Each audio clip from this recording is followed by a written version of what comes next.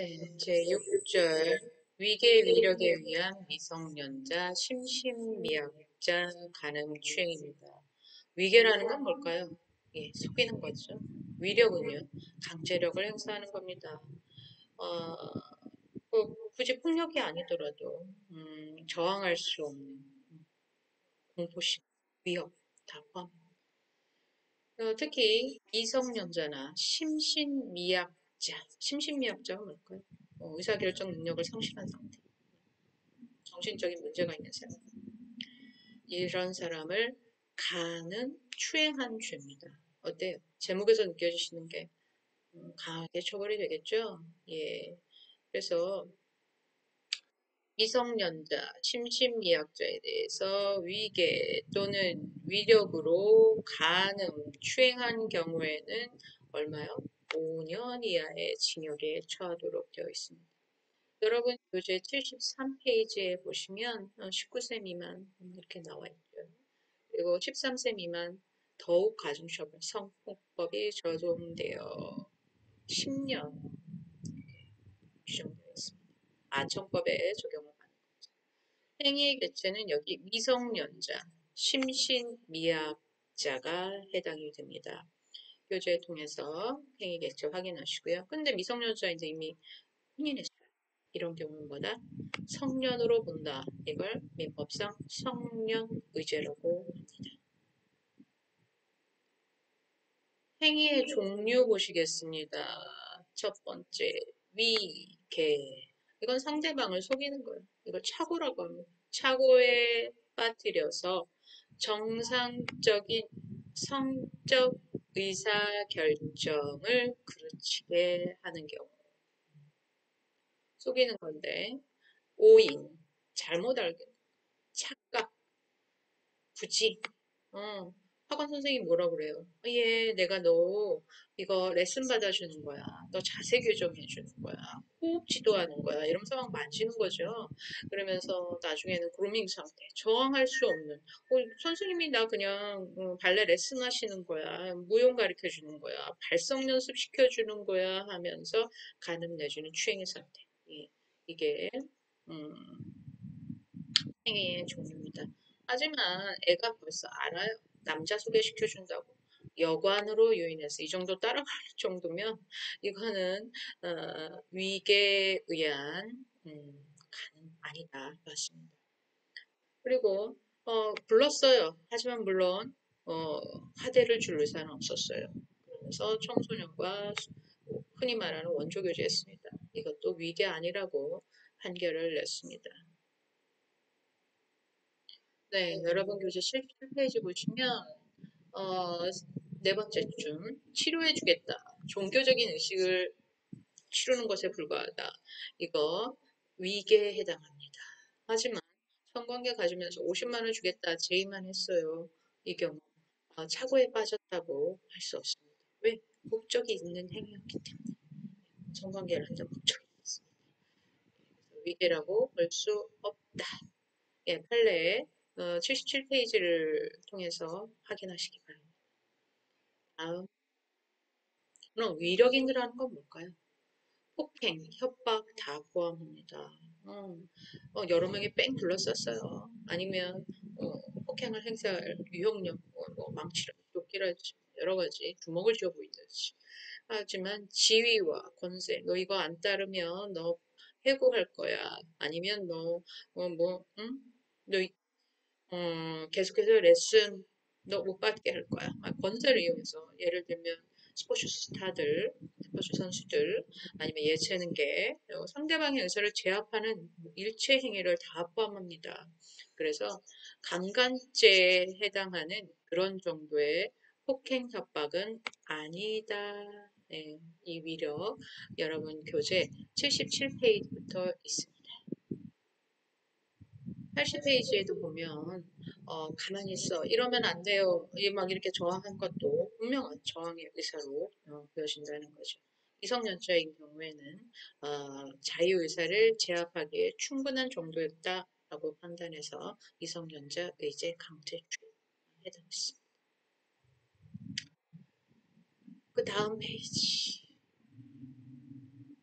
업무상 위력 등에 의한 간음죄, 예, 일명 강제추행 포함한다 되어 있습니다. 대표적인 이슈 됐던 게 뭘까요?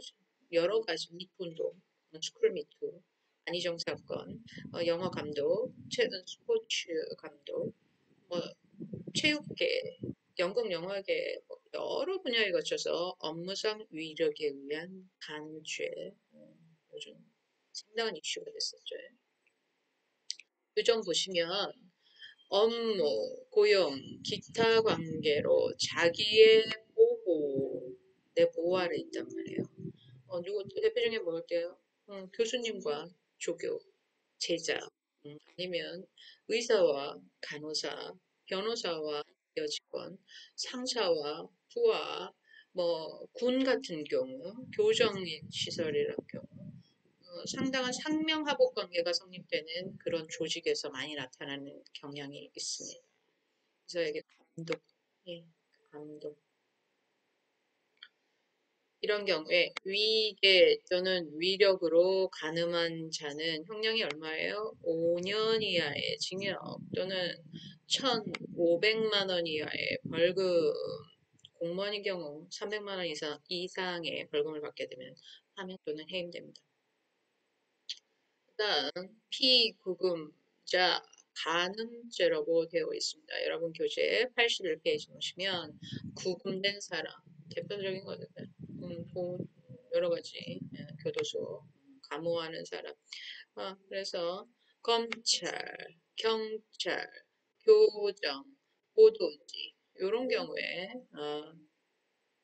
그 보도직 공무원이라는 건 81페이지 각주 16으로 되어 있습니다. 소년 감별소 보호하는 그런 소년들 동의에도 성립한다.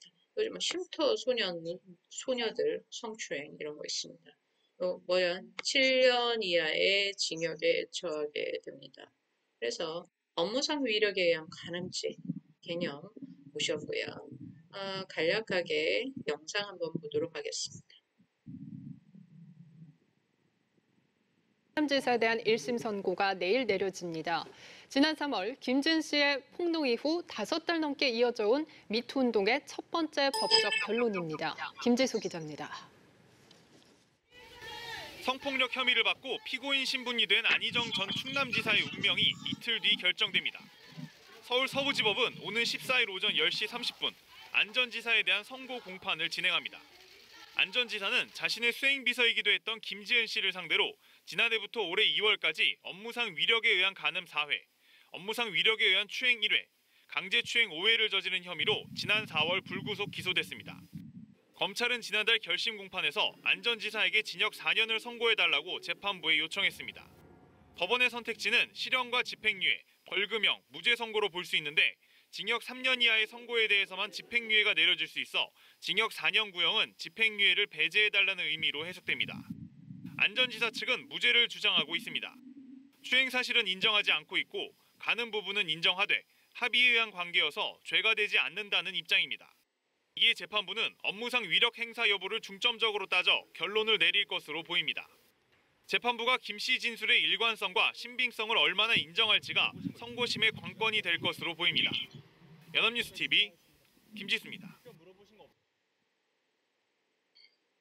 네, 지난번에 아주 뜨거웠던 이슈였죠. 안희정 전 지사에 대한 그 업무상 위력에 의한 간음죄 성립 인정됐습니다.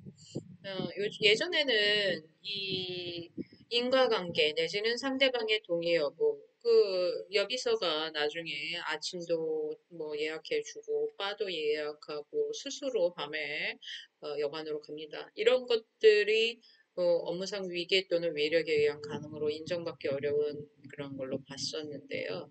그 성인지적 감수성에 의한 판례라고 인정받았습니다. 어떻게요? 이미 그루밍 상태다. 비서는 지사의 그런 전화나 지시를 거부하기 어려운 상태에 이미 있었다. 그루밍 성폭력 인정됐습니다. 그래서 최근의 경향은 이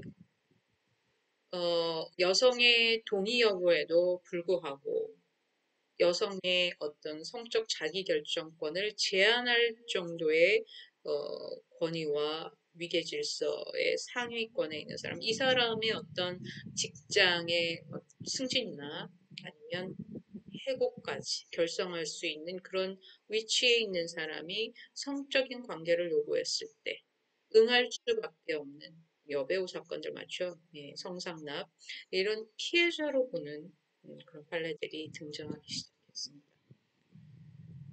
그래서 예, 그 부분에 대한 판례 인정 알고 계시면 될 것 같고요. 교재에 있는 판례는 미정은 사장님의 남편입니다. 뭐 업무상 관계는 없어요, 사실상. 사장님이 이 미장원 여직원을 고용했지만 매일 사장님 같이 불렀단 말이에요, 남편에 대해서. 이 남편이 예, 문자를 합니다. 나와서 술 한잔 합시다. 술 먹고 매번 만나다 보니까 나중에 뭐예요? 손잡고 그런 관계가 이어졌습니다. 이런 경우에도 이 미정한 여직원은 사장님의 남편의 부탁을 거절하기 어렵다라고 인정을 받았습니다. 그래서 사실상 실제적인 법적인 관계는 아니지만 사실상 어, 보호 감독의 관계에 있다. 그래서 미장은 사장님 판결입니다. 이런 업무상 위력을 이용하는 그 행태는 보시면 성공하게 해주겠다. 미끼를 던지는 거죠. 그리고 거부했어요. 거부하면 포기해야 되는데 그 여자분이 태도에 변화가 없어요. 예전하고 똑같이 근무해요. 웃어도 줘요. 심지어 나중에 술도 같이 마셔줘요. 이럴 때는 이 범인은 어떻게 한다고요? 안도를 하게 됩니다. 강화되는 거죠. 부적격. 그리고 이미 다른 사람들이 다 알고 있었어요. 그런데 아무 말 안 해요. 그러면 아, 별거 아니구나. 학습 효과. 그리고 나중에 심지어 우리들은 연인 사이야. 오피스 스파우스. 우리 부부 관계다, 오피스에서. 예, 주변 사람들한테 인정받은 관계라고 착각해요. 그리고 주변 사람들이 가만히 있으면 어떻게 된다? 그 사람은 심리적 강화. 쟤는 이제 내 거야. 내 맘대로 돼. 이렇게 생각한다는 거죠. 그래서 강하게 거부하셔야 되고, 그리고 주변 사람들도 그 사람에 대한 비판, 비난, 공식적인 처벌이 있어야 된다는 겁니다. 대책, 대책은 뭘까요? 그런 사람들이 여러분에게 이야기를 합니다. 친구에게, 선배에게, 부모에게 알려. 그러면 이걸 관계기관, 소속기관에서 그 사람의 상사에게 반드시 같이 알려야 된다. 그리고 가해자의 의도대로, 네가 말 못하지? 계속해서 괴롭힌다는 거죠. 이거는 신분 고하를 막론한다는 거죠. 그리고 불만, 은밀한 장소에 있는 걸 피해야겠죠. 네. 그리고 피해자가 여럿이라면 일시장소, 증거에서 여럿이 대응해야 한다는 거. 안 그러면 뭐라고 오해받아요? 네가 꼬리쳤지. 83페이지 보시면 피해자의 승낙이 있어도 피구금자 간음죄가 성립하느냐 동의했다고 해도 그 줄에 보시면 공포, 심리적 압박 때문에 성적 자유가 침해되었고 특별한 보호 관계가 있기 때문에 그거 인정했습니다. 동의 여부 불문한다. 예, 그래서 약한 사람, 자기의 결정권이 없는 사람에 대한 어, 성인지적 측면의 판결들이 많이 등장하기 시작했다는 것 알고 계시면 될 것 같습니다. 그래서 주변에 이런 상호관계에서 어쩔 수 없이 계속 그런 성적인 요구에 응할 수밖에 없는 위치에 있는 여성들이 여러분들에게 도움을 요청할 때는 꼭 이런 법령이랄지 이런 조항이랄지 그 사람에 대한 대응책을 같이 상의해 보는 것도 여러분이 어쩌면 경찰로 입문하실 분들이기 때문에 여성들의 입장에서 많은 대응책, 상담 이런 걸 연구해 주시기 바랍니다. 오늘 여기까지 해서 성범죄에 대해서 공부했고요. 다음 주에는 특별법상의 여러 가지 성범죄에 대해서 공부하도록 하겠습니다. 이 수업은 사실은 같이 토론하고 발표하는 수업이기 때문에 이론에 대한 수업은 아까 그 두 절에 그리고 또 이어서 이 두 절에 대한 수업으로 마치도록 하고 나머지 시간에 대해서는 이번 주에는 팀별로 모여서 발표할 주제에 대해서 역할 분담이나 주제 선정 내지는 주제에 대한 사례 분석, 이론적인 논의 조금 더 이어나가 주시기 바랍니다. 네, 이렇게 해서 두 개의 영상을 이번 주에 보고 어, 그 주제에 대한 연구를 이렇게 하고 있다고 피드백 해주시면 되고요. 혹시 강의에 대한 질문이나 토론에 대한 문의사항이 있다 그러면 LMS나 단톡방이나 이렇게 아니면 이메일을 통해서 연락을 주시면 성심성의껏 답변하도록 하겠습니다. 오늘 강의는 여기까지 마치도록 하겠습니다. 감사합니다.